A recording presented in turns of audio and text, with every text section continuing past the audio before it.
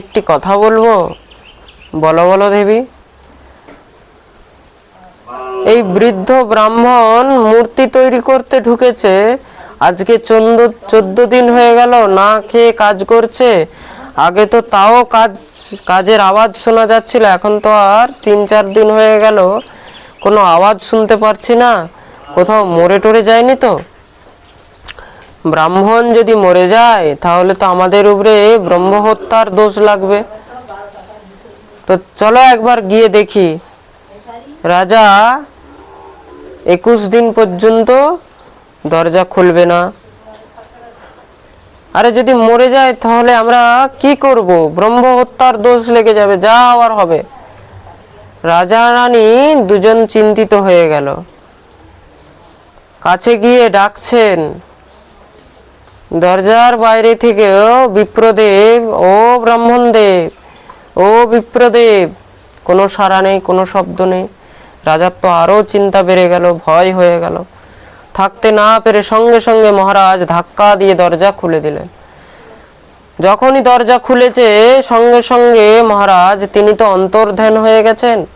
আসলে সে বুড়ো ব্রাহ্মণ তো কোনো সাধারণ নয়, তিনি তো বিশ্বকর্মা ছিলেন। এই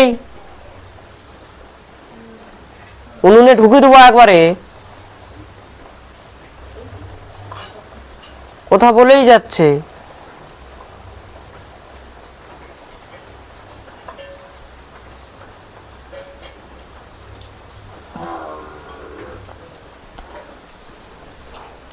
ততক্ষণে সেই বিগ্রহ পুরোপুরি নির্মাণ হয়নি, অর্ধেক তৈরি হয়েছে, এখনো ফিনিশিং কাজ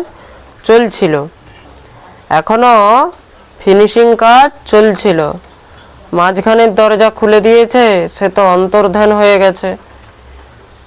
প্রভুর একটা অদ্ভুত রূপ সামনে এসেছে, না পা হয়েছে না হাত এসেছে, অর্ধেক হাত তার কোমর পর্যন্ত তৈরি হয়েছে। চারদিকে খুঁজছে, সেই ব্রাহ্মণকে তো আর পাওয়া গেল না। সেই চারদিকে খুঁজলো, না পাওয়ায় সেখানেই কাঁদতে লেগেছে। তার স্ত্রী গণ্ডিচা সেখানে মূর্ছিত হয়ে গেলেন।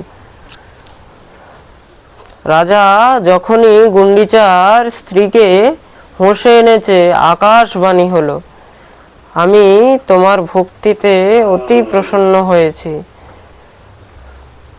হে দেবী গুন্ডিচা, আমি তোমার ভক্তিতে অতি প্রসন্ন হয়েছি।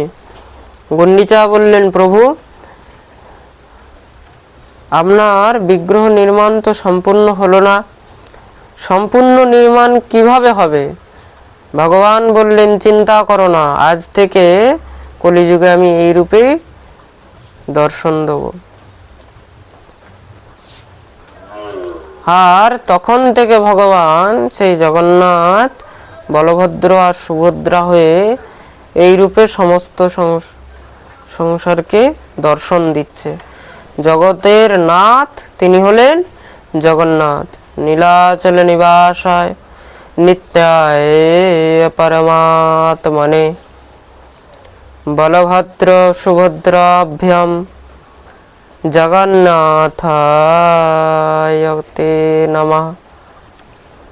बोलिए जगन्नाथ भगवान की।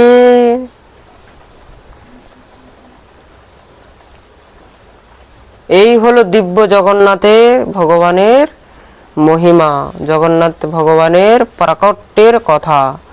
কিভাবে প্রভু আসলেন, আর সেই জগন্নাথ ভগবানের প্রাকট্য দিবসে তাকে অভিষেক করা হয়, তাকে স্নান ইত্যাদি করানো হয়, তো প্রভুর জ্বর চলে আসে। ওই যে 14 দিন নির্মাণ হয়েছিল, 14 দিন প্রভু বন্ধ থাকেন, কেউ তাকে দেখেন না। 15 দিনের দিনে ভগবান বাইরে নিয়ে আসা হয়, আর তৎপশ্চাৎ ভগবানকে শৃঙ্গার করে সুন্দর করে সাজিয়ে রথে নিয়ে যাওয়া হয়। কোথায়? গুন্ডিচায়, যেখানে রানী থাকতেন সেই রানীর ঘরে গুন্ডিচার ওখানে ভগবানকে নিয়ে যাওয়া হয়। ঠাকুর সেখানে বিশ্রাম করেন, বিশ্রাম করে তৎপশ্চাৎ তিনি আবার মন্দিরে নিয়ে আসা হয়। বলিয়ে জগন্নাথ ভগবান কি জয়। ভগবানের এই দিব্য রূপ, এই দিব্য জগন্নাথ স্বরূপের শ্রী ছবি চিন্তন করে আজকের কথাকে, শ্রী জগন্নাথের চরণে আজকের কথাকে এখানেই আমরা বিশ্রাম দিচ্ছি। ভিডিওটি ভালো লাগলে বেশি বেশি করে শেয়ার করবেন, আর এই ভাগবত ভক্তি আমাদের পরিবারের সঙ্গে যত থেকে যত বেশি বেশি করে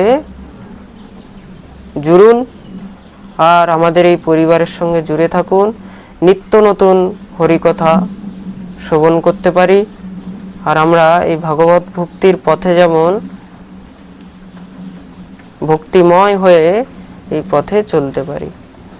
আসুন বেশি বেশি করে আমরা এই দিব্য হরিকথা শ্রবণ করি, শ্রবণ করে ভগবানের অমৃতময় লীলা কথাকে শ্রবণ করে ভগবানের কৃপাটাকে অনুভব করি, আর নিজের জীবনকে আরো উন্নত করি। তো রাধে রাধে, জয় রাধাশ্যাম সুন্দর।